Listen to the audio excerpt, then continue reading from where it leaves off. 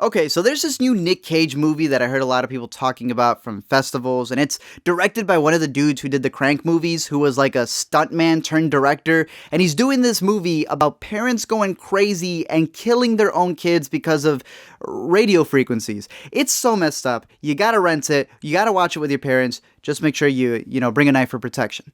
Let me explain. Right at the beginning, we see a mom who is listening to the radio and a frequency goes on, and she just straight up leaves her kid on the train tracks to get run over. That's not how you train a child. We then get introduced to the Ryans, who are the main family, and they're your regular suburban household, which should automatically tip you off that they're insane. You can tell the parents miss being young. They hate that their daughter now has a boyfriend, and while stopping her from seeing him is kind of rude, this is just disrespectful. Since when does anyone under 30 go to the movies? Sweetheart. Excuse me? Big mobs of parents end up swarming the school before the bell even rings because they've all heard the frequency and are ready to kill these kids. The cops are trying to keep them away and they have this fence up, but a kid decides that he misses his mom so much, he jumps over it, and his parents straight up key him like that Kelly Clarkson song. You thought being booked in high school was bad? Imagine getting bagged by your dad mid-football field. My dude over here gets Brian Urlachered. The Ryans have a maid at their house, and she decides to tenderize her own child. Chick's boyfriend goes home, and after his dad pulls an Arthur fist, he then pulls the bottle on him and tries to kill his son before getting gutted himself.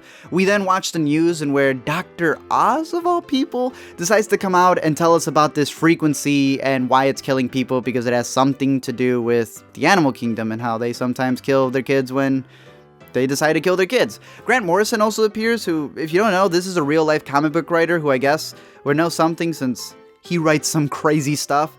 Mama Ryan goes to the hospital since her sister's having a kid, and the moment that her sister gives life to her child, she's ready to take it away. Here's the thing though, the parents are only killing their own kids. Whenever they see another person who's not related to them, they just act normal, like those families at the day after the purge. You know, like nothing ever happened at all. Carly and her boyfriend head over to the house to get her brother to protect them, and then we get this beauty of a line from Nic Cage. The things you've seen on the internet.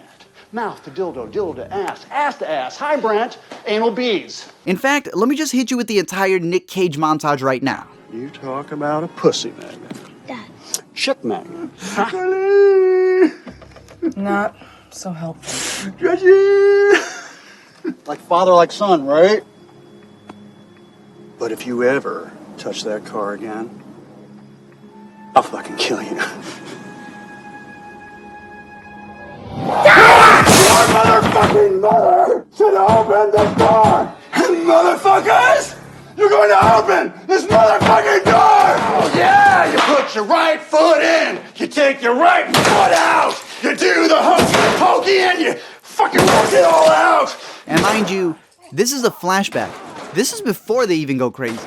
Back to the present though, Nick gets triggered when he sees his daughter's boyfriend in his house, and if Mr. Fantastic was a pimp, he would smack his hose the way Cage straight up disrespects this young man right here. Mama Ryan gets home and they try to jigsaw through the door that the kids are hiding behind. Cage goes to go get his gun, but his kid Josh beat him to it, and he glocks his mama. At this point, they decide to stick a hose from the outside so that the basement gets filled with gas, and that way the kids end up choking off of carbon monoxide. Which, just a reminder, your local PSA, this is the silent killer, so always check your smoke detectors. However, Carly's a MacGyver over here, and she sets up matches right underneath the door so that when the parents open it, it'll look like Khaleesi's coming over for dinner. The thing explodes, they make their escape, the boyfriend comes back to life, he gets fishhooked, then he dies again by the mom, and right when the parents are about to kiss their kids to death, the doorbell rings. Believe it or not, it's the grandparents who also want to kill their own kids. So now we got this entire family battle royale going on, and Nic Cage ends up disintegrating both of his parents with one skirt, and the boyfriend pulls a Night of the Living Dead again, coming back to life, and he saves the day.